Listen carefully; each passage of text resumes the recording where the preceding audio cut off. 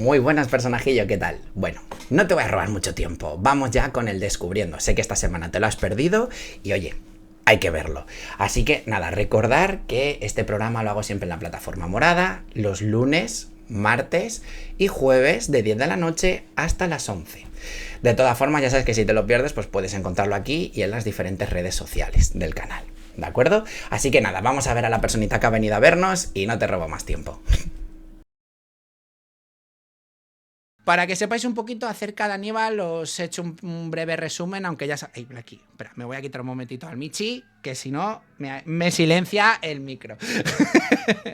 Vale, como decía, vamos a ir pasando con un poquito, contaros acerca de Aníbal y nada, enseguida nos ponemos con él. Vale, ¿qué os comento acerca de Aníbal? Bueno, él quiero que sepáis que él es ingeniero informático, él está licenciado por la Universidad de Alicante, además es doctor en biología de sistemas por la Universidad de Málaga y bueno, tiene también bastantes másters que os los voy a mencionar un poquito por encima, no vamos a profundizar, que tiene muchos y si no, la idea es que lo escuchéis a él y no a mí. Entonces, pues bueno, como decía, los másters que tiene, uno es en bioinformática, o tiene otro también de biología molecular avanzada, de ciencias cognitivas y por último uno de periodismo de viaje. ¿Vale? Él comenzó a través de lo que yo lo he conocido en 2014, ¿vale? Con su trabajo de documentación de culturas minoritarias. Y bueno, eso le ha permitido además estar en más de 110 países, que, joder, ahí la verdad que gustazo, para que nos cuente.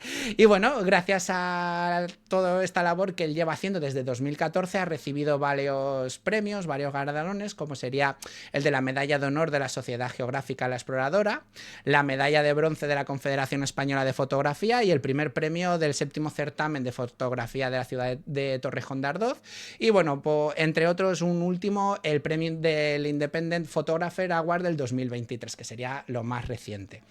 Él también ha compartido con el público a través de sus libros, que han sido unos cuantos, que ahora os los comentaré también un poquito, desde el 2020, que comenzó con Culturas Olvidadas, Historias de Rincones Remotos, que bueno, aquí por si queréis un poquito os narro rápidamente. Él nos narra sus experiencias desde lo que sería una primera persona, o sea, contándonos él su experiencia.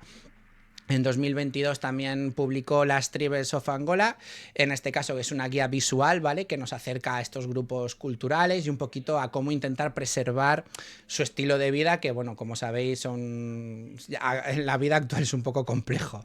Y ya, bueno, uno de los últimos trabajos que ha tenido en el 2024 fue un ensayo de la historia de la superstición de orígenes biológicos y psicológicos de las falsas creencias, que este está muy chulo, ahora dejaré que lo cuente él. Y también tiene uno ya muy reciente que son las marcas en la piel, que estos ya prefiero que nos los comente él un poquito más en detalle y así yo no enrollarme mucho. Dicho esto, ya nos vamos con el invitado, que ya sé que a mí me tenéis muy visto. Muy buenas, ¿qué tal?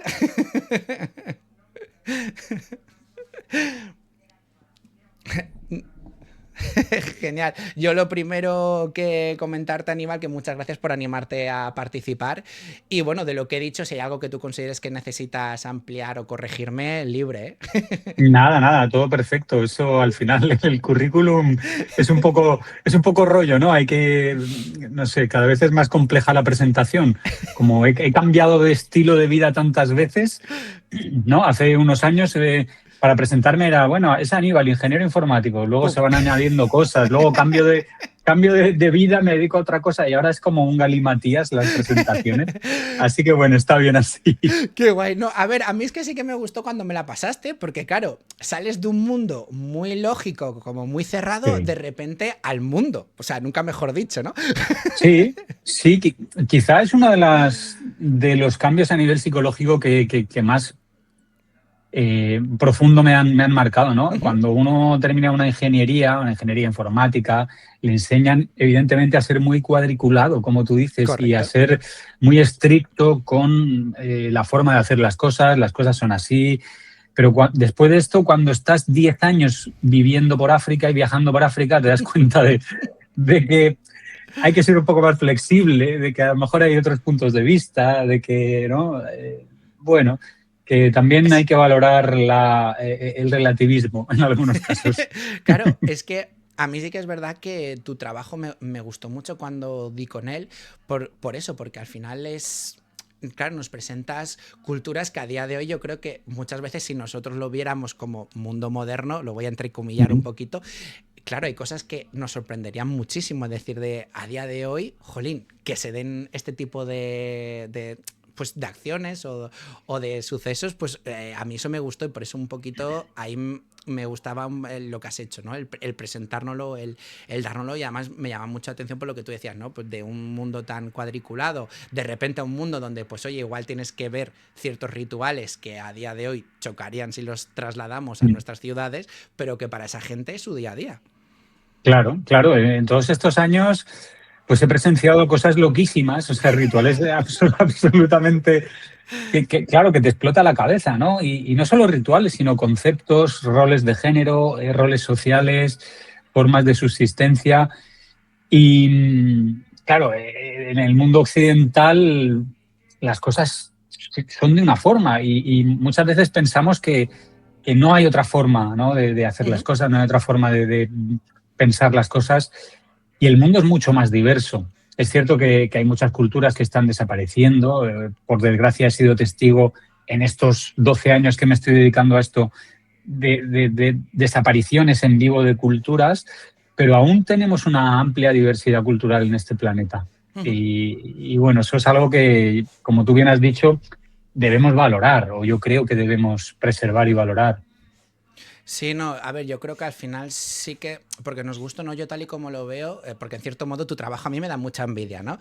Pero por eso, por el poder conocer culturas que a día de hoy podríamos definir un poco como que están extintas o en paso de, porque claro, ya son cosas que no chocan con nuestra cultura, nuestros mundos actuales, visto desde ese plano que nosotros vivimos un poquito al margen, pues de lo que sucede un poco en África, ¿no? En ese aspecto. Entonces sí que es verdad que me flipa porque ver ciertos rituales que a veces puedes ver en temas de documentales que nos pueden presentar, ya bien sea en la televisión o pues que veas por internet, por ejemplo, me gusta porque al final dices, vale, aunque estamos como muy informatizados, estamos con una revolución muy amplia, realmente aún hay vestigios donde la humanidad sigue yendo, como digo yo, un poco más que con un palo y poco más para adelante, o sea, que sigues explorando el mundo, disfrutándolo digamos, a nivel de calle.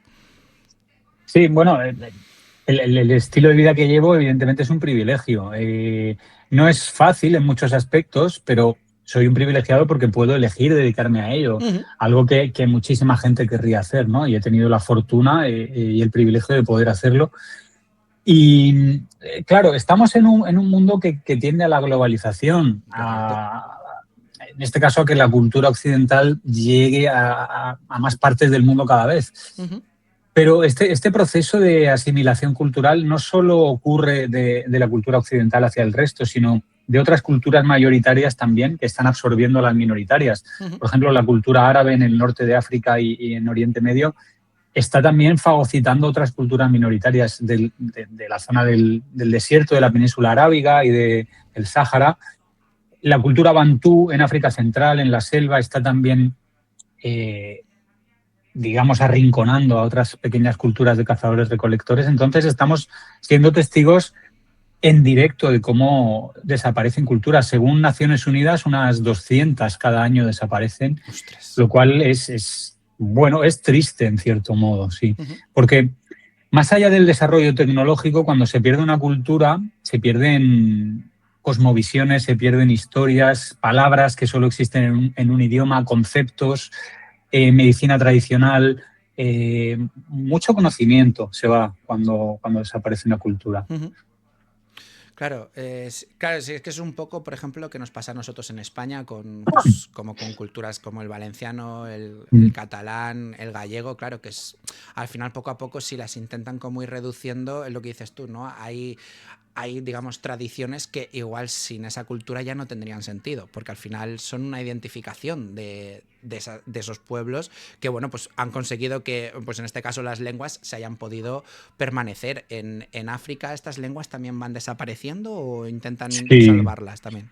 Sí, van desapareciendo. De hecho, nosotros vimos cómo, conocimos a una mujer que tenía, pues no sé, 85, 90 años en Angola, que era la última persona que hablaba el idioma cuepe, un idioma de una tribu en la que quedan unos 150 o 200 individuos únicamente, y esa mujer era la única que hablaba el idioma tradicional el resto ya hablaban portugués, que es el idioma colonial de Angola, y pudimos estar con ella, incluso grabar un vídeo de esta mujer cantando una canción en este idioma, y a los pocos años, 2 años después, falleció, con lo cual fuimos testigos de la desaparición de un idioma. Sus Ostras. hijas, sus hijos, sus hijas no sabían. O sea, escuchaban a su madre hablarlo, pero no habían aprendido, no sabían lo que quería decir. Guau, qué duro. Y esto pasa en todas partes del mundo cada año. Joder. Desaparecen culturas, desaparecen idiomas. Guau, qué fuerte, claro. Es que yo es que creo que al final, para el resto del mundo, aunque sabemos muchas veces que África es como un continente aparte, pero yo creo que si no es por gente como tú, realmente no nos damos cuenta de realmente cómo es ese aparte, ¿no? Porque al final es, Sí, en cierto modo sí que tienen como su zona muy, muy modernizada, pero claro, la zona como más salvaje, ahí, claro, la pérdida de culturas tiene que ser muy importante realmente. sí. Bueno, África es un mundo aparte en general de lo que es Occidente, con algunas Excepciones, ¿no? excepciones, ¿no? Como puede ser Sudáfrica, el norte del Mediterráneo, etcétera, que pueden tener más similitudes con Occidente. Pero es que África en sí mismo es un mosaico tan diverso y tan grande. Tienes grandes capitales africanas con rascacielos y evidentemente con un estilo de vida muy similar al que podemos tener en Madrid y en Barcelona, la gente yendo con traje y corbata y su maletín y su portátil al trabajo. Esto pues se puede ver en Addis Abeba, en Etiopía, en Nairobi, en Kenia, en Cairo, en muchísimos sitios. Y luego tienes también grupos humanos cazadores-recolectores que están en medio de la selva pues cazando monos para comer, recolectando miel y con un estilo de vida muy distinto. Y hay todo un abanico, hay ganaderos nómadas en el desierto, hay de todo, hay de todo. Y hay culturas completamente diferentes y opuestas, pero son 58 países al final África. Uf, madre mía. Y una extensión que comparada con Europa es Es enorme. enorme. Entonces, claro, si nosotros, ¿qué tiene que ver un andaluz con un sueco a nivel cultural? Pues muy poco, ¿no? Correcto. Pues imagínate en África, ¿qué tiene que ver pues alguien de Argelia con alguien de Namibia? Es que absolutamente nada. Nada. Qué guapo. Y Aníbal, ¿cómo fue la primera vez que llegaste a comenzar a estudiar estas culturas? Es decir, cuando llegaste esa primera vez a ese primer poblado, es que no sabría cómo definirlo. Tú, si ves que en alguna palabra cogeo, tú corrígeme sin problema. Pues eso, ¿cómo fue esa primera vez que llegaste a un poblado, o esa primera cultura que dijiste, "Buah, me gustaría empezar por aquí"? Bueno, la primera vez fue un poco de vacaciones. Yo trabajaba en la Universidad de Málaga de investigador en temas de biología molecular y de cáncer, y en unas vacaciones me fui de viaje a Camerún, algo bastante random, porque yo no tenía ni idea de lo que había en Camerún. Simplemente Vale. me saltó un anuncio de una amiga que lo puso en Facebook y dije, pues venga, ¿Por qué no? me apetece perderme, ¿no? Estaba yo en un momento que me apetecía desconectar de todo y me uní a esa aventura sin tener ni idea, ¿no? Y ahí esa fue una expedición que estaba liderada por un antropólogo catalán, por Joan Riera, que a día de hoy es mi socio en la agencia de viajes que tenemos, y eso me cambió la vida. Yo, claro, iba de la mano de uno de los mayores expertos en tribus africanas de España y seguramente de Europa, que es Joan, y nos metimos en lo más profundo de Camerún, en la selva, en los palacios de las tribus del norte. Y para mí eso fue increíble, ¿no? El ver que todo eso que uno solo ve en National Geographic y en documentales, el poder vivirlo y decir, es que esto está En aquí, primera esto persona, ¿no? existe, ¿no? Y ese viaje me cambió la vida. Y a partir de ahí dije, bueno, tengo que buscar una fórmula de poder vivir de esto, ¿no? De dejar el trabajo en la universidad y hacer esto cada día de mi vida porque me parece apasionante. Ostras.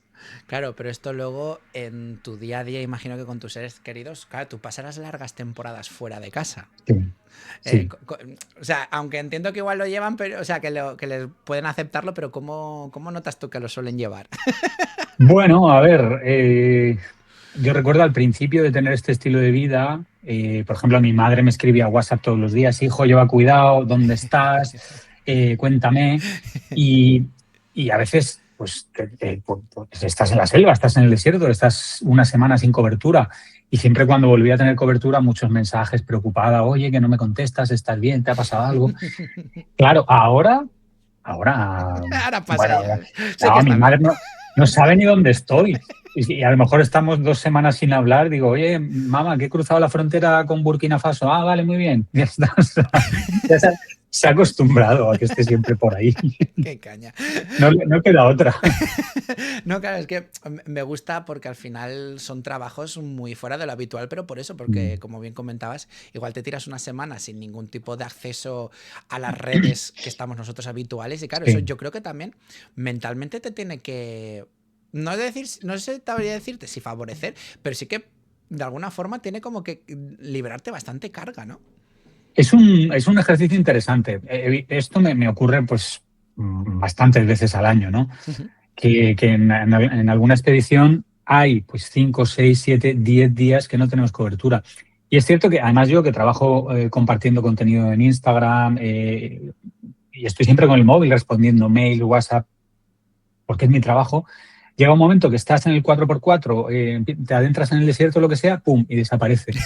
Y hay como unos instantes de adaptación de decir, vale, vale, Tipo guardo el móvil en descanso. el bolsillo y bueno, y empieza la introspección, empieza un análisis que uno ya no está acostumbrado en Occidente a tener ese tiempo para aburrirse, más contemplativo, para reflexionar cosas.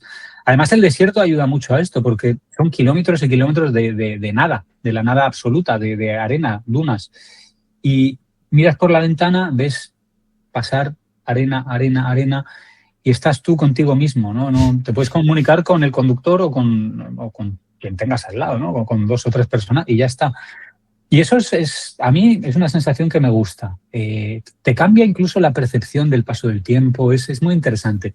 Luego, claro, regresas y en tal que escuchas el primer pitidito del primer WhatsApp ya empieza a entrarte todo y vuelves otra vez a la vorágine. Eh, sí, Al estoy caos, bien, ¿no? sí, tal. Sí, exacto. Qué caña. Claro, es que eso tienen que ser situaciones que hasta que no las vives por primera vez tiene que ser una primera locura, porque claro, es como estamos tan acostumbrados a que realmente el móvil lo Sí, tenemos, vibra, te llaman, no sé qué, por lo que dices tu madre o tu amigo, y luego de repente estás como una semana de ¡fum! Ya no aparezco por ningún lado sí, del planeta. sí. Y a veces ocurre que te pasa algo brutal y dices, joder, no se lo puedo contar a nadie. O sea, no sé, de haber visto un ritual increíble, de haber visto un gorila que te has encontrado por la selva, lo que sea. Y dices, joder, es que no lo puedo contar hasta dentro de 5 días. Qué caña. Y a veces nos ha jugado también alguna mala pasada. Recuerdo en Sudán del Sur que íbamos por una carretera y nos asaltaron con Kalashnikov, ¿no? Ostras. Se nos quedó el coche atascado y hubo un asalto armado y logramos escapar. Y en ese momento yo lo compartí en redes, subí una foto que pude tomar así como a escondidas y dije, hemos sufrido un asalto, tal, no sé qué, y se subió ese story y luego entré en una zona sin cobertura. Buah, qué locura. Y claro, imagínate, imagínate la que se lió cuando recuperé la cobertura, porque el siguiente story era, estamos bien, no ha pasado nada, pero ese no se subió. Claro que, hostia, claro, es que eso es como, ¡guau! Es que tiene que ser un espectáculo y claro, la gente luego que no te haya intentado localizar o como digo yo, mandar Claro. la policía. Claro, es que esto que me estás comentando, tuve un chico que vino, un invitado también, que estuvo por allí haciendo un documental también un poquito de lo que Ajá. era la vida por África. Y sí que es verdad que me llegó a decir, Aníbal, que habían cosas que él decía, yo es que no te las quiero contar. Porque me dijo, es que si Ujú, te cuento, en este caso, parte negativa, ¿no? Me dijo, si te ujú. cuento alguna de las burradas que he llegado a ver, te sorprendería. Que yo en su momento le dije, hostia, pero si ves eso, luego cómo vuelves a la Ya, ciudad, me refiero, cómo no te deja ninguna secuela, no te deja a lo mejor ningún tipo de, uff, ya sea positivo o negativo, me refiero, porque al final dices, bueno, pues puedo igual apreciar más otras cosas, aunque suene un poco bruto. sí, a ver, en este trabajo se ven cosas muy duras.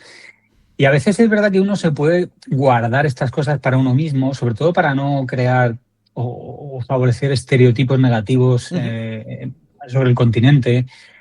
pero son realidades. O sea, Claro, nosotros claro. hemos visto matar gente, hemos visto gente muerta, hemos visto matrimonios forzados, ¿no? Niñas obligadas a casarse, niñas obligadas a comer para engordar, ¿no? Hay como casas de engorde, esto Ostras. es en la zona de Mauritania. Hemos visto, bueno, no hemos visto, pero sabemos, ¿no? De mujeres que han sufrido la mutilación genital. Hay cosas Muy duras. muy duras de maltrato animal, de maltrato hacia la mujer o hacia los niños, que son difíciles de describir y que además cuando uno las explica aquí en Occidente están completamente descontextualizadas también. Y eso sí que puede hacer mucho daño, ¿no? Porque Ujú. para entender un hecho aislado, uno tiene que comprender toda la cultura que rodea ese hecho, todo el pasado de esa zona. Y Y la eso, historia, ¿no? En cierto modo. sí, contarlo de manera aislada es un poco injusto en muchos casos. Pero también te diré que esta sensación de la que hablas, de decir es que hemos visto cosas duras, se nos hace difícil retomar nuestro día a día. Nosotros la hemos tenido en Afganistán mucho más que en cualquier sitio de África al que Ya. hayamos estado. En Afganistán lo que se ve sobre todo con la situación de la mujer bueno, Abominable, ¿no? espeluznante, sí, sí. Fua. Es que ya te digo, a mí eso me marcó mucho porque, claro, siempre te puedes, lo que te había comentado antes, ¿no? Que al final dices, bueno, África puede ser como un poco diferente, muy al margen, porque dices, vale, sí, yo me puedo ir a la zona de Asia, me puedo ir a la zona americana, pero al fin y al cabo son como continentes que dices, a ver, salvando las culturas, pero somos bastante parejos, pero claro, África es como ese punto tan irreal y a la vez tan real, ¿no? Porque al final dices, ya, pero es que lo que dices tú un poquito de, pues bueno, hay una historia, hay una contextualización que obviamente ha sido un país o un continente que siempre ha estado en guerra, que siempre han tenido continuos invasores, pues obviamente pues el precio de la vida al final Ujú. no lo tienes valorado igual que una persona de Occidente, porque pues lo que Mm, has dicho tú, si sí. los ven morir es que al final pues es tu día a día. No, no, la vida no vale lo mismo. Eso es evidente. La vida no vale lo mismo en España que en Sudán del Sur. Uh -huh. Son criterios muy distintos por diversos motivos. Por la esperanza de vida, que no es la misma, por la frecuencia con la que se presenta la muerte, por las creencias espirituales que hay detrás, ¿no? Y no es lo mismo en absoluto. Y esto te das cuenta en el día a día. Yo la primera vez que fui a Sudán del Sur me hice muy amigo de Moga, que es uno de los líderes de los Mundari en esa región, Uh -huh. y luego he ido a Sudán del Sur muchas veces y he intentado verle, pero me ha costado muchos años volver a encontrarle otra vez porque estaba en busca y captura porque había disparado a su hermano. Le había disparado a su hermano porque se estaban peleando por una vaca. Para Por que una veas, ¿no? vaca. Lo distinto que es pues tanto la percepción de la muerte como de la familia o del... No sé, son culturas muy distintas. Y quizá en el tema de la muerte la más sorprendente son los Toraya, que en este caso es de Asia. Aquí es una comunidad que, por ejemplo, cuando fallece alguien, Uh -huh. lo que nosotros consideramos que es un fallecimiento, para ellos esa persona no está muerta hasta que no se celebra el funeral. Anda, qué Con lo guay. cual, y a veces puede tardar 1 año, 2 años, 5 años en celebrarse el funeral, porque necesitan reunir bueyes para sacrificarlos a los dioses durante el funeral. Y eso requiere dinero, ahorrar. Y durante esos meses o esos años la persona está sentada en el sofá de casa como si estuviese viva y para ellos está viva y le Hostia, hablan, qué guapo, en serio. le dan de comer, sí, le ponen un cigarrito, le ponen el periódico y claro, cuando tú ves eso te das cuenta que el concepto muerte Es muy es, relativo. es, es relativo. Y ahí recuerdo, tienen también la tradición de una vez al año desenterrar a los fallecidos y lavarles, cambiarles la ropa, hablar con ellos, contarles cómo le va la vida. Y recuerdo cuando estábamos allí que vimos cómo desenterraban a una pareja, ¿no? Y le cambiaban la ropa y tal. Y luego de una cueva estaban sacando un ataúd pequeñito Vale. y era un bebé de 1 año que había fallecido y estaban abriendo el ataúd también para cambiarle los patuquitos y todo esto. Y nosotros pasábamos por allí y la familia nos llamaba para que hiciésemos fotos, para que viésemos al niño. Imagínate la situación de tú estar con la cámara en Qué la mano loco. y ellos Increíble. abriendo el ataúd de un bebé muerto. O sea, son estas cosas que dices tú, ¿esto cómo lo explico? ¿Cómo lo cuento? Ostras. Claro, es que obviamente con cosas así, entonces para ti, ¿cuál puede haber sido el ritual o la costumbre que más te haya llamado la atención? Porque claro, a mí con esto ya me estás A contando y ver, yo me quedo ahí en plan de, joder, qué guapo. O sea, guapo por lo que es porque dices, ostras, ¿cómo deben de procesar para tomarlo así? sí, sí, sí, sí. Sí, además estábamos grabando con el dron cómo abrían el ataúd. Digo, pero esto es, claro, en nuestra cultura sería algo impensable. A ver, hay muchos rituales que me parecen absolutamente de otro mundo y algunos muy duros. Hay Ujú. varios rituales vudú con calaveras humanas y sacrificios que tenemos algún vídeo en YouTube sobre ello. Pero yo diría que para mí una de las tradiciones más impactantes es la de las mujeres Dani en Papúa Occidental. Ujú.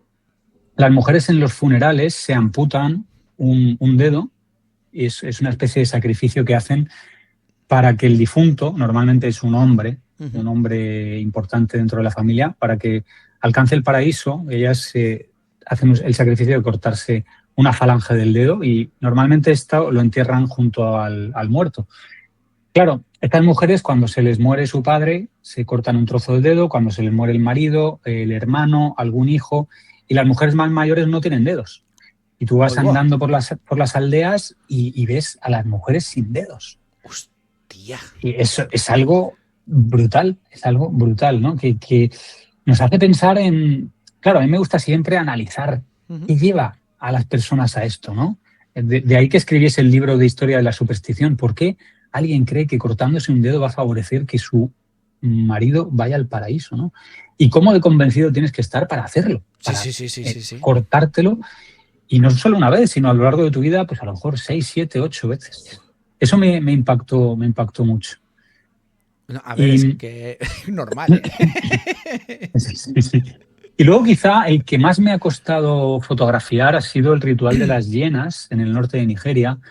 Allí, bueno, Nigeria es un país, bueno, es un país animista, tiene zona cristiana y zona también musulmana. El norte es musulmán, pero ahí es, bueno, en la frontera entre Nigeria y Níger, a pesar de ser musulmanes, mantienen creencias previas al Islam, hay algunas creencias animistas. Y ellos creen que las hienas representan al demonio en la tierra. Anda. Y como en esa zona hay algunas hienas salvajes, pues ellos cuando ven una la capturan y la domestican, más o menos. Bueno, la van domesticando, supongo que a base de maltrato, y las tienen encerradas. Y una vez al año hacen un ritual que consiste en sacar a la hiena y tenerla toda la mañana como excitándola, sacrifican a una cabra y le dan a oler la sangre, Ujú. le dan la cabeza de la cabra como para Para que se la coman, ¿no? sacar su instinto, ¿no? Su Ujú. instinto.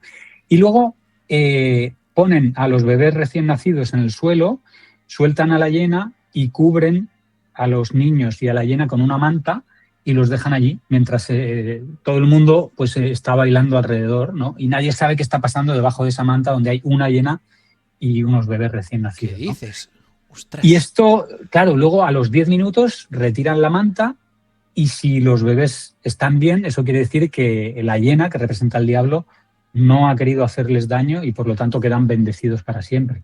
Claro, tú imagínate la situación de estar allí documentando esto y viendo esto.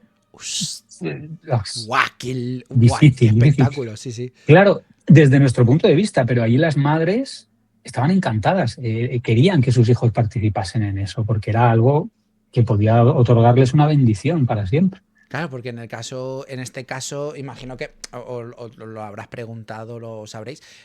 Si se lo come, o sea, no lo ven como algo malo. O sea, lo digo porque me ha flipado lo que es el ritual por entender la parte positiva. O sea, está guay, pero claro, ¿y la otra parte? Claro, a ver, yo pregunté, me dijeron en ese pueblo en concreto en el que yo estuve que nunca había pasado nada. Vale. Pero vamos, un animal, una hiena, que es un animal salvaje, por mucho que lo domestiques, tiene un instinto, ¿no? Ujú, Y ujú. es impredecible, ¿no? Nunca se sabe. Ya, no, por eso te preguntaba, por si a lo mejor sí que había. Claro, porque a ver, igual que vende normal que los han bendecido, yo entiendo que si, hablando mal, se lo come o tal, Claro. pues obviamente es en plan, pues bueno, era malo y sí que le iba a hacer Pues daño. claro, pues ha salido mal, ¿no? Pero quizá volvemos un poco a lo mismo. en estas zonas donde hay tantísima mortalidad infantil, ¿no? Que a lo mejor de cada 5 hijos que tiene una mujer sobrevive 1 o 2, el hecho de que un bebé muera porque se lo ha comido una hiena no es tan grave en ese sentido como podría ser en Occidente, porque allí el niño pues, puede morir de malaria o no hay hospitales cerca, quiero decir, la mayoría mueren.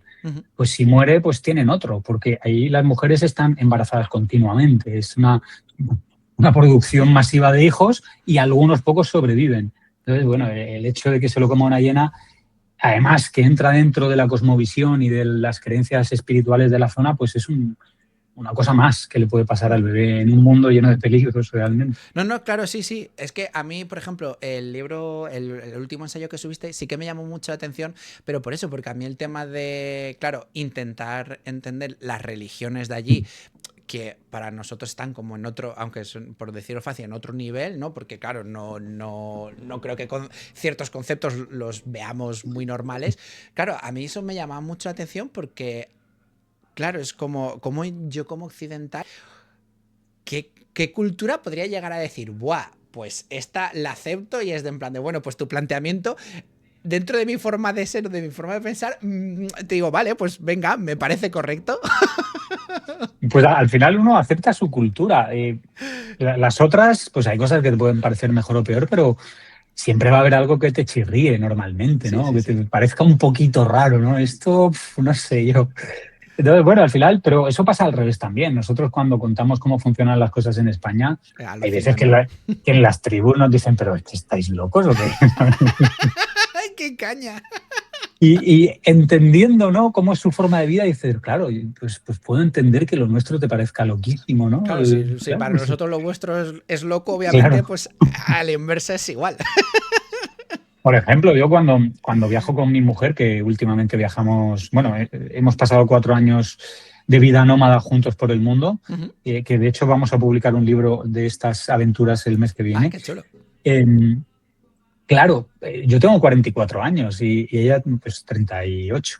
Y cuando estamos en alguna tribu nos preguntan, ¿cuántos hijos tenéis? Y decimos, ninguno. Es como, ¿qué? ¿Pero por qué? ¿Algún problema médico? Digo, no, ningún problema médico. Y es como que es muy complicado explicar que no tienes hijos, pues porque de momento no ha surgido, ¿no? Claro, pero en muchas comunidades tradicionales, el principal objetivo es tener hijos. Bueno, y tiene sentido a nivel biológico. Es una ley natural, quiero decir, tú naces, te reproduces y mueres, punto. Y hemos pasado horas explicando, justificando el por qué no tenemos hijos. Y nos dicen esto, es que estáis loquísimos. Y lo piensas y tienen razón, porque es lo natural biológicamente. Qué guay.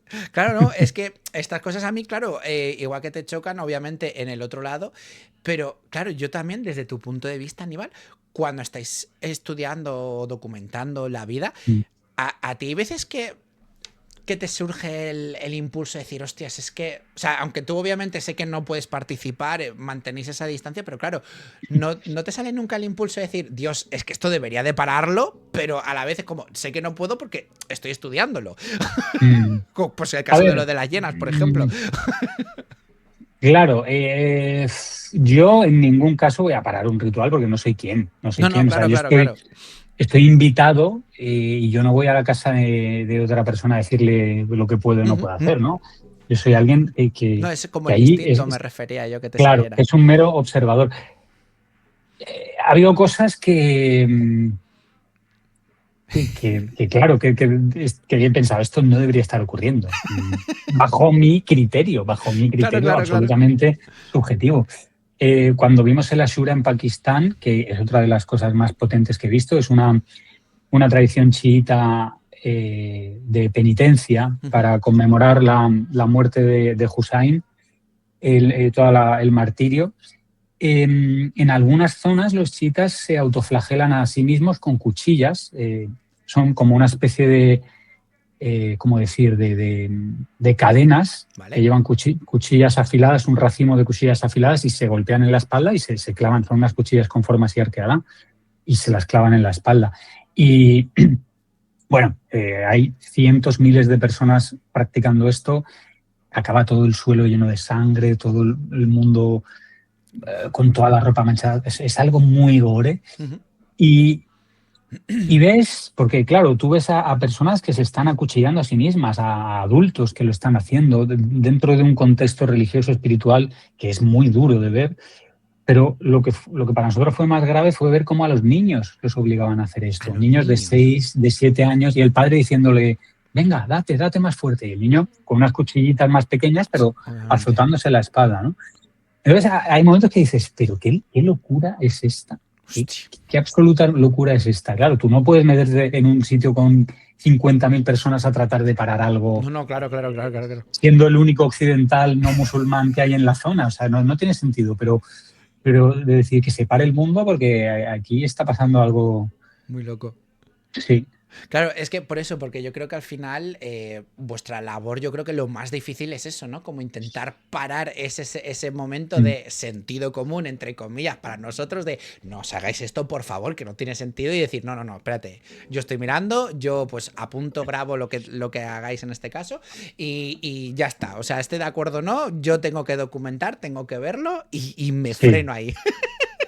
Sí, claro, aquí lo que nos ayuda normalmente es hacer un estudio previo y ir entendiendo, Ujú. ir metiéndote en la mente de estas personas. Y nosotros, por ejemplo, en el caso de la Shura, estuvimos un mes entero con una persona que iba a participar en el ritual, que fue la que nos invitó a A verlo. verlo, ¿no? Y le hicimos una entrevista de varias horas primero, donde él nos explicaba qué sentido tenía todo eso, qué sentía él al participar en ello, qué significaba autoflagelarse, qué quería conseguir con esto. Luego le acompañamos a comprar las cuchillas a un mercado, que hay un mercado donde venden cuchillas para este momento. Le acompañamos a afilarlas, le Ostras. acompañamos a todas las oraciones del día previo, a la meditación que se hace las horas antes del ritual, que están todos en silencio, comiendo algo, bebiendo té, y como que ya vas entrando en el mood, ¿no? Entrando Ujú. En la no es que forma, ¿no? tú vayas en frío a presenciar esto, sino que necesitas un poco de contexto, como siempre, para, para poder entenderlo, porque al final el trabajo que hacemos los periodistas de viajes, que es explicar cosas de otras culturas, si no entiendes tú en profundidad primero, no, o sea, no puedes Claro, no puedes explicar algo, explicarlo. algo que no entiendes. Ujú. Por lo tanto, hay que hacer un trabajo previo importante antes de sumergirte en uno de estos rituales. Y eso te ayuda a que sea un poco más balsámico, ¿no? Y no sea un impacto tan duro Tan también para directo, ti. sí, sí. Qué guapo. Claro, es que por eso yo siempre o sea, yo te lo intento plantear desde la forma de, obviamente, lo que es mío, ¿no? Que es un completo foráneo y desconocimiento enorme. Pero sí que es verdad que eso, que al final, por las cosas que presenciáis, porque claro, es como el libro el tuyo de las marcas en la piel, a mí eso también me llama mucho la atención, el cómo llegamos a herirnos por intentar representar algo que al final dice, bueno, un tatuaje es lo mismo, ¿no? Y sigue siendo una herida, pero en este caso son otro tipo de marcas. También, ¿qué es lo que te llevó a querer hacer a escribir este libro, esta obra? Pues es algo que me ha interesado. A mí, cuando comencé a conocer culturas distintas, culturas tradicionales, hubo dos cosas que me fascinaban. Una era las creencias, de ahí Ujú. el libro anterior, ¿no? Yo como científico, ¿no? Y como persona que no soy creyente, pero no soy creyente, pero siempre me ha interesado mucho la creencia, cómo funciona el cerebro, la psicología, Ujú. por qué creemos unas cosas y otras no, por qué un chamán cree que puede ver el futuro en las tripas de una cabra. ¿Por qué? O sea, ¿qué le lleva a él a pensar eso? Igual que aquí, ¿por qué Sandro Rey cree que puede ver el futuro con, no lo sé, tirando las cartas? ¿Qué ha llevado a los Qué humanos a proceso pensar todas mental, esas ¿no? cosas? Exacto.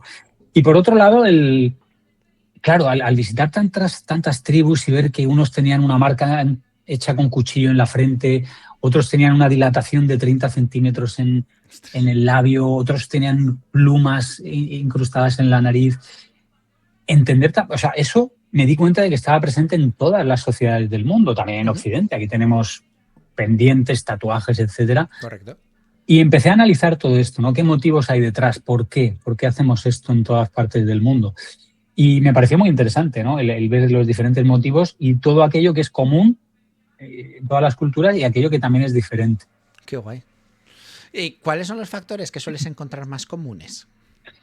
Al final, o sea, hay 4 factores principales. Hay uno que es la piedra angular sobre la cual pues quizá orbita un poco más todo, que es la identidad. Cuando uno se marca la piel es algo visible, es como una carta de presentación. Vale. Y uno trata de comunicar algo acerca de su identidad. Es lo mismo que con el peinado, con la ropa, siempre nosotros elegimos qué ropa nos ponemos, Correcto. cómo nos cortamos el pelo, si nos dejamos barba o no, porque queremos transmitir un mensaje, el que sea, ¿no? Pero queremos dar un mensaje. Y con las marcas corporales es lo mismo. Entonces, uno va construyendo su identidad a través de estas marcas. En Occidente hay una modificación corporal muy arraigada, sobre todo en el sur de Europa, que es perforar los lóbulos de las orejas de las niñas para transmitir algo de su identidad de género en este caso. Es una niña, pues le hago unos agujeros que no deja de ser una mutilación en la piel. Y en otras tribus ocurre lo mismo, para marcar estatus social, género también, oficios. En Nigeria los panaderos tienen unas marcas hechas a cuchillo en la cara diferentes de los cazadores, diferentes de los agricultores, y tú cuando te encuentras a una persona por la calle pues sabes su profesión simplemente porque lo lleva hecho marcado con un cuchillo en la frente. Entonces hay toda una semiótica. Entonces, bueno, para no alargarme mucho, tenemos la identidad, tenemos el factor supersticioso. Hay muchas marcas que se hacen como amuletos o como alguna relación con el más allá.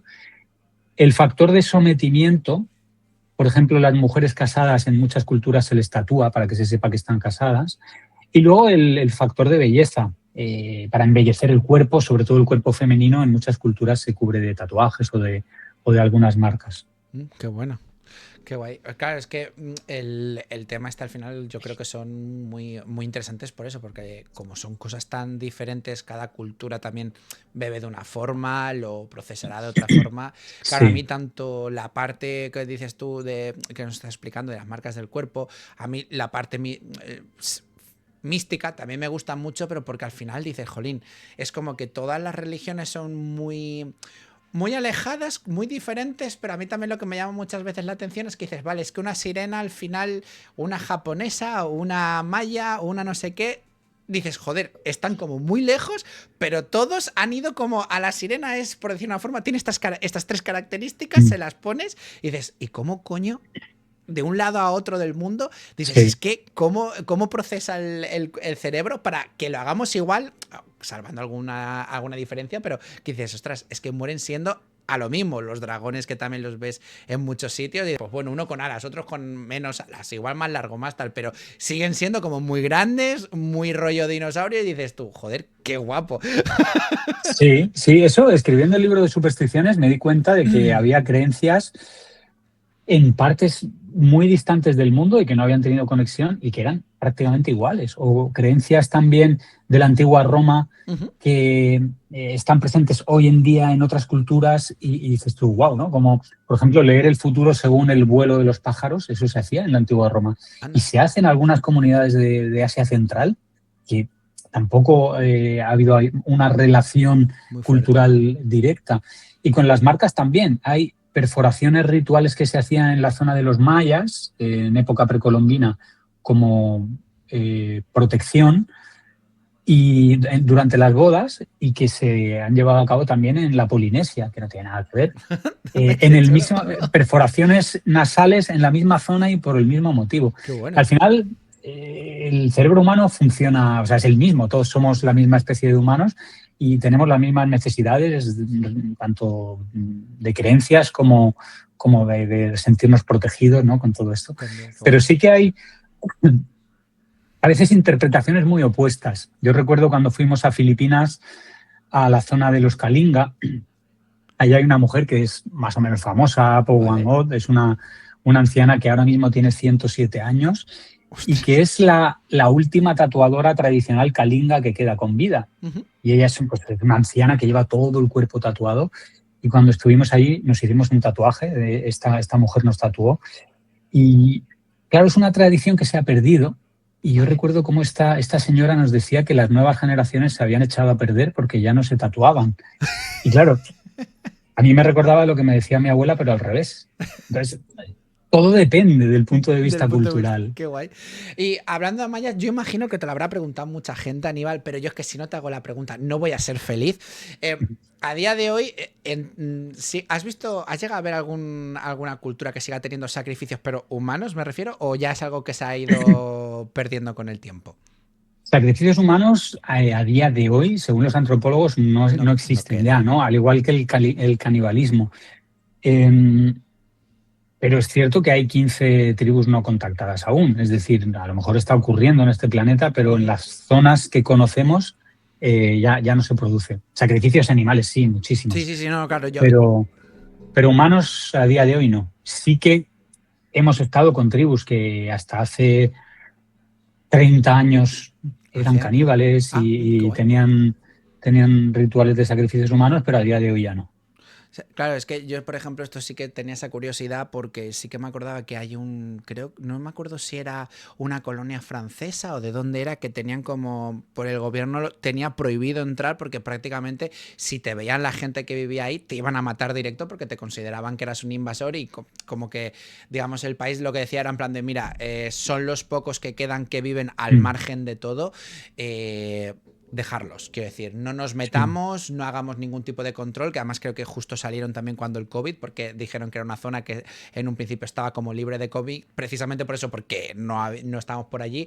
Y claro, a mí ese tipo de culturas me llaman mucha atención porque al final dices, joder, es como seguís estando en como una burbuja, digo, no sé si a lo mejor no, pensaba, yo intuía como lo que me comentabas, que en un principio no, pero digo yo que si a lo mejor alguna aún quedaba como algún caso extremo o fuerte.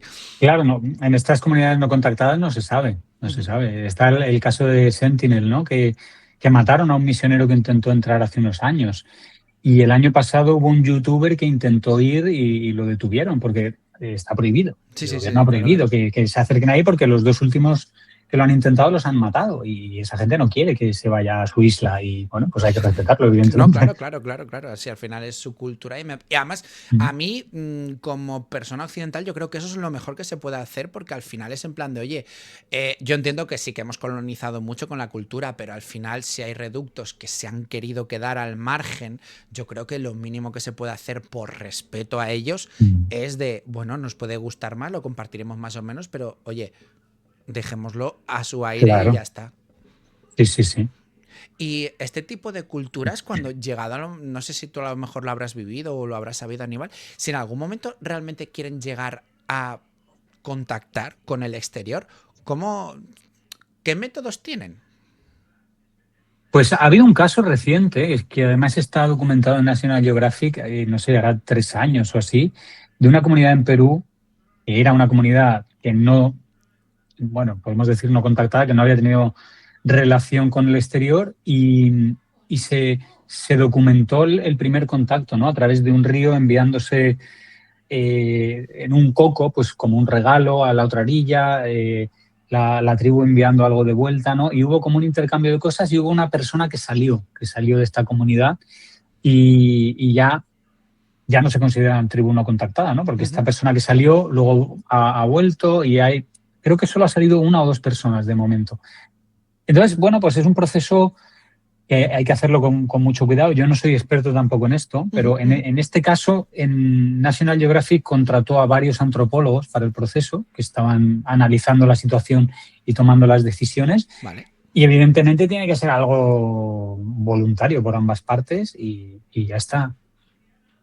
No, por eso te preguntaba, porque claro, yo imaginaba que a lo mejor en algún momento sí que, pues o bien por necesidad, o bien porque al Sí, final dices, pues oye, aceptamos que aunque nos guste, somos un poco como la película del bosque, ¿no? Que al final como que parecía que están todos viviendo, pero en el exterior tienes un mundo aparte que, pues ya sea por medicina, ya sea por motivo X que sea, no sé si a lo mejor, claro, y ahí por eso tenía esa curiosidad de saber cómo hacen ese primer contacto de, pues, como comentabas, si a lo mejor hay gente que los vigila y pues se empiezan a dar cuenta que, oye, parece que de esta forma sí que están intentando comunicarse y pues vamos a ver un poco cómo se desarrolla. sí, en este caso de Perú creo que la comunidad tenía alguna dificultad, tenían un problema con algo. No sé si había alguna plaga que estaba acabando con los animales de los que se alimentaban. Algo ocurría que tenían problemas, ¿no? Y se acercaron a la zona del río y hubo ese contacto, ese intercambio de objetos y pues esto, un miembro que salió Y a partir de que ahí, ¿no? sí, sí, sí. Entonces sí, yo creo que puede surgir de una necesidad de algo, ¿no? Ujú, De ujú. médica o de falta de alimentación. Pero en la mayoría de los casos, por lo menos hasta que se ha tomado en serio el respeto a las comunidades indígenas, eran contactos forzados, ¿no? Por empresas madereras en la selva, por gobiernos, incluso por misioneros, ¿no? Que obligaban a estas comunidades al contacto sí o sí, las Ujú. invadían culturalmente y su territorio, las expulsaban de la selva, tristemente, y bueno, en África aún sigue ocurriendo. Claro. Sí. A ver, es que esa es la parte fea que digamos que tiene que tienen pues que tienen estas culturas. Y claro, tú a la hora de preservarlas, como habíamos comentado que lo tocabas en uno de tus libros, ¿cuáles son para ti los factores más importantes para poder decir, oye, mantengamos a esta gente dentro de su mundo, aunque sepamos que, pues bueno, el resto no va a esa velocidad? Bueno, realmente el mantener una cultura es una decisión que tiene que salir de dentro de estas comunidades. Ujú. Es decir, porque las culturas no son algo estático, están cambiando continuamente y una cultura se influye en otra. En nuestra propia cultura no tiene nada que ver lo que es ahora con lo que era hace 500 años, Correcto. pero absolutamente nada que ver. Y nos hemos visto influenciados pues, por otras culturas europeas, norteafricanas, por lo que llegó de América. Joder, si celebramos Halloween, o sea, Sí, imagínate, sí, ¿no? sí, sí, sí. La preservación de la cultura española. Entonces, tiene que ser algo que nazca de la propia cultura. Y nosotros lo que hacemos es, como viajamos a culturas minoritarias, que son las que están en peligro de desaparecer, Ujú. lo que hacemos es poner en valor estos ritos culturales, estas creencias, estas estéticas, la arquitectura, todo lo que comprende una cultura.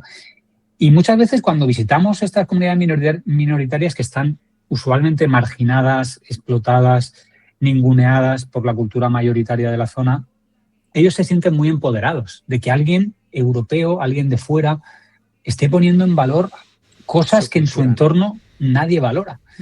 Entonces, es algo muy bonito, ¿no? Y es la forma en la que nosotros ponemos nuestro granito de arena para que eso se preserve, en hacer sentir orgullosos a estas personas de su propia cultura Qué guay. que está siendo ninguneada por todo su contexto.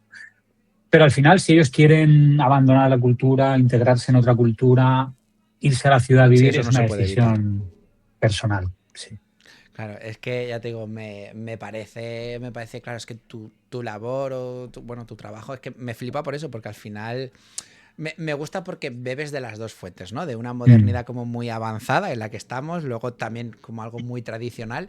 Y claro, a mí eso sí que es algo que destaco mucho porque, claro, yo creo que a la vez ni verás de la misma forma esa cultura tradicional, pero es que tampoco verás de la misma forma tu ciudad. Totalmente. Claro, yo cuando veo una cultura tradicional soy un extraño y yo tengo mi mente occidental, mi tradición judío-cristiana, mis valores y me siento un poco extraño porque lo soy, pero a veces cuando vuelvo a España también. Y esto lo comento mucho con mi pareja, ¿no? Es decir, pues no, recuerdo después de 4 años viajando por el mundo, cuando volvimos aquí a España y entramos a un supermercado por primera vez con el carrito, nos miramos y le dije, ¿qué es esto? ¿No te parece rarísimo? Rarísimo estar aquí eligiendo entre 20 tipos de macarrones con un carro en la mano. Claro, te tomas un poco de De distancia. distancia, sí, sí. Sí, claro, porque fíjate que a mí me pasó una cosa parecida. A mí me gustaba escalar. Yo fui una vez a la zona de interior de Madrid, allí a la Pedriza, y estuvimos unos días escalando, pero guardándonos en el refugio. Y el mero hecho de ducharte en el río, yo me acuerdo que y habían sido 3 días, o sea, mira la tontería, de repente yo de llegar al hotel, decir, madre mía, y ahora tengo aquí el agua caliente, tengo mi gel, no me estoy limpiando con el agua como aquel que dice, y sin pues claro, obviamente para no contaminar ni mierda. Y claro, era en plan de, joder, ahora tengo la ducha. Y, o sea, era en plan de, me acabo de evolucionar. O sea, he Sí. pasado de un siglo XV a de repente al siglo XXI. Eso nos pasa mucho en expediciones largas, sobre todo, donde estás 2 semanas sin ducharte, no tienes baño, tienes que hacer tus Aunque pueda. necesidades bajo un árbol, no tienes cama, duermes en el suelo. Al principio evidentemente cuesta un poco acostumbrarse, pero al segundo o tercer día es que de verdad que el ser humano tiene una capacidad de adaptación. Brutal. Y luego, cuando vuelves a un hotel, te sientes raro. Dices, "Joder, Sí. pero qué lujo es este". Un colchón, un váter, agua caliente. Dices, pues tampoco lo echaba tanto de menos, ¿no? Es como que estás como si entrases en el Hilton de repente. Sí, haces un cambio de chip completo. Es en plan de, oye, pues yo hace 12 horas estaba en un río echándome el agua por encima para poderme duchar. Sí. Es muy curioso. Sí. Y bueno, Aníbal, vamos ya llegando hacia el final del programa y yo en este momento siempre me gusta haceros la misma pregunta a todos los invitados y es que, si te gustaría recomendar a alguien para que viniera aquí a estar de tertuliano, como has estado tú, como invitado. Pues no sé, a ver, tiene que ser solo una persona. Es que Puedes recomendarme las que te apetezca. Yo de normal me gusta preguntaros, además no os lo digo nunca porque sé que cuando me los recomendáis sé que es que hay personas que molan. Vale, a ver, yo te podría recomendar, claro, barriendo un poquito para casa, Sí, te me podría parece recomendar perfecto. a mi socio, Joan, ya te digo que es la persona que más sabe de tribus africanas. Lo que pasa es que necesitarías un podcast de 5 horas porque es muy difícil de moderar. Eso ya te lo aviso. Qué guay. Bueno, pues entonces se puede Se, intentar. se enrolla mucho, pero es muy interesante lo que cuenta. También te recomendaría a Lucía, mi pareja, porque todo lo que yo pueda contar, ella tiene una visión, lo ha vivido desde el papel de la mujer con una visión, y también como sanitaria, ella es enfermera, Uh-huh.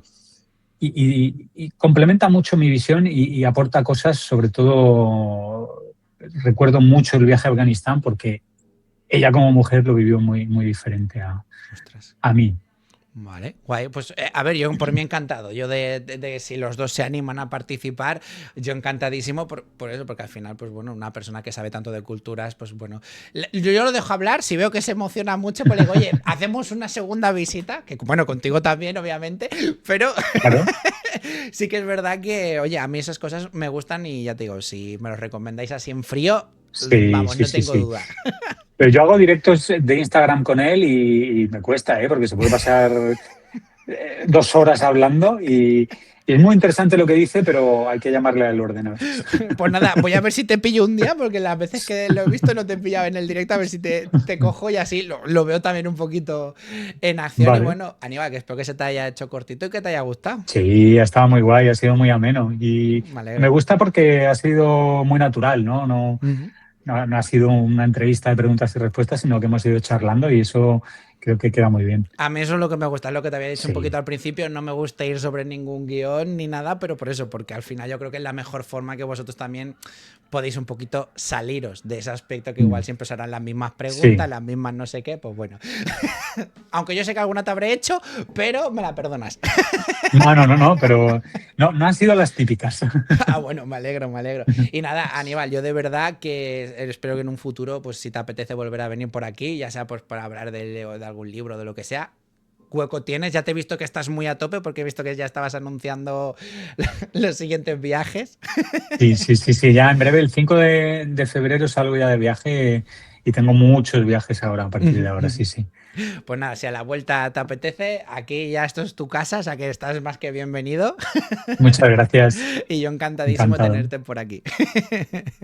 Pues nada, espero que te haya gustado también y Sí, no, que no, hayas yo he flipado. disfrutado. Yo he flipado por eso, porque es que al final, obviamente, gente con tu labor tenéis una visión muy particular y claro, obviamente con todo lo que veis y demás es muy interesante y claro, que yo sé que se ha quedado corta, por eso yo no tengo problema en un futuro en hacer una segunda para que nos desarrolles un poco más.